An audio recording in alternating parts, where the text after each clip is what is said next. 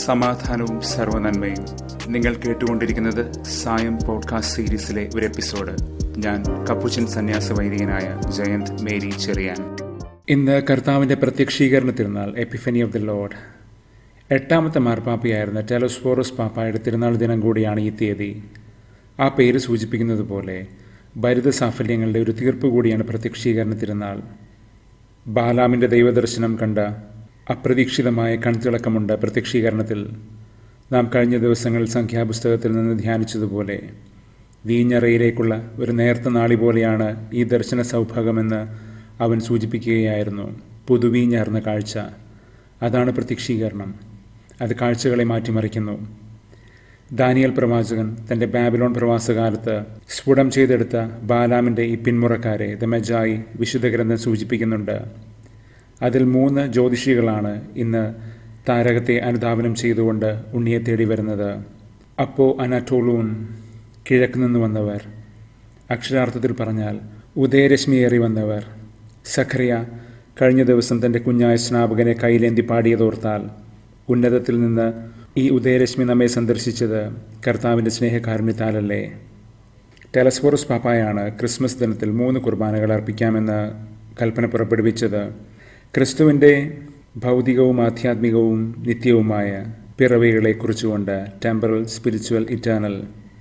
വിശ്വസഞ്ചാരിയായ Marco Polo ഈ 3 ജ്ഞാനികളുടെ സമ്മാനങ്ങളെ നോക്കി പറയും, സ്വർണം ക്രിസ്തുവിൻ്റെ ഭൗതിക ജീവിതത്തിനുള്ള സമർപ്പണമാണ് എന്ന്. കുന്തിരുക്കം അവൻ്റെ ആധ്യാത്മികതയ്ക്കുള്ള കാണിക്കയും മീറയാകട്ടെ അവൻ്റെ അമർത്യതയ്ക്കുള്ളതും. നേരത്തെ സൂചിപ്പിച്ചതുപോലെ ഈ ത്രിവിധ തലങ്ങൾ തന്നെയാണിവ. മാൽക്കം മഗ്രിഡ്ജ് തൻ്റെ ദൈവാനുഭവവും മാനസാന്തരവും വിവരിക്കുമ്പോൾ ഈ ഒരു പ്രയാണഗതി തന്നെ വിവരിക്കുന്നുണ്ട്. മാംസളതയിൽ നിന്ന് ആധ്യാത്മികതയിലേക്കും നിത്യതയിലേക്കുമുള്ള പടികയറ്റം. ദാനിയേൽ കണ്ട മനുഷ്യപുത്രനെ തേടിയാണ് അന്ന് ആ ജ്ഞാനികൾ വന്നുപോയത്. പൗരസ്ത്യജ്ഞാനികൾ. ലുക്സുസ് എത്ത് ഓക്സിദെന്തെ, ലുക്സ് എത്ത് ഓറിയന്തെ. പടിഞ്ഞാറ് ദ്രവ്യാഗ്രഹം പഠിപ്പിച്ചപ്പോൾ കിഴക്ക് പ്രകാശം പകർന്നുവെന്നാരോ പറഞ്ഞതുപോലെ ദൈവം വളരെ സമീപസ്ഥനായി, മനുഷ്യനായി, വളരെ സാധാരണനായി. Too ordinary to believe. അതാണ് പ്രത്യക്ഷീകരണത്തിൻ്റെ വെല്ലുവിളി. ലോകാതിർത്തികളോളം ഈ ക്രിസ്തുവിൻ്റെ രക്ഷ കാണുകയാണ്, ദൈവമയച്ച രക്ഷ. നാം ദൈവത്തിന് നേർച്ച കാഴ്ചകൾ അർപ്പിച്ചു എന്നതിലല്ല, ദൈവം തന്നെ നമുക്കായി തന്നെ പൂർണ്ണമായി, അപരിമേയമായി, പരിമിതികളില്ലാതെ സമ്മാനമായി പകർന്നു എന്നതാണ് പ്രത്യക്ഷീകരണത്തിൻ്റെ കാതൽ. ക്രിസ്തുവിൻ്റെ ഈ മുഖം ദർശിച്ചാൽ പിന്നെ പുതിയ ജീവിത ദർശനങ്ങളാണ്, ജീവിത പന്താവുകളാണ്. പരിചയിച്ച് നടന്ന വഴികൾ ഇനി നടന്നു കയറാനാകില്ല.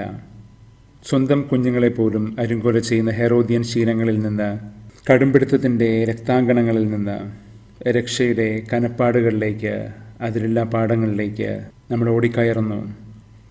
T.S. എലിയറ്റിൻ്റെ ഒരു കവിത ഈ 3 ജ്ഞാനികളുടെ പ്രയാണത്തെ ധ്യാനിക്കുന്നുണ്ട്. അവരെ അസംതൃപ്തി കൊണ്ട് അപ്രതീക്ഷിതമായി വിസ്മയപ്പെടുത്തിയ ഒരു രാജശിശുവിനെയാണ് അന്ന് അവർ അവിടെ കണ്ടതെന്ന് കവി പറയുകയാണ്. The young king who surprise them with dissatisfaction. അപരൻ്റെ, സഹോദരൻ്റെ മുഖത്ത് വിടരുന്ന പ്രത്യക്ഷീകരണത്തെക്കുറിച്ച് ഇമ്മാനുവൽ ലെവിനാസ് എന്ന ചിന്തകൻ പറയാറുണ്ട്. സാന്നിധ്യത്തിൻ്റെ ആധ്യാത്മികതയാണത്, സാമീപ്യത്തിൻ്റെ ആധ്യാത്മികത, a spirituality of presence and proximity. അപരൻ്റെ സാന്നിധ്യം നമ്മിൽ വിശുദ്ധമായ, ധാർമ്മികമായ ഒരു അസ്വസ്ഥത ഉളവാക്കുന്നുണ്ട്, ആൻ എത്തിക്കൽ ഡിസ്റ്റർബൻസ്. ഈ അസ്വസ്ഥതയാകട്ടെ നമ്മെ ചുറ്റി ചുരുങ്ങിയിരിക്കുന്ന ശലഭപ്പൊതികൾ പൊട്ടിച്ച് പുറത്തിറങ്ങി ശലഭച്ചിറകുകൾക്ക് ഉയരേകുന്ന പ്രത്യക്ഷീകരണവുമാണ്.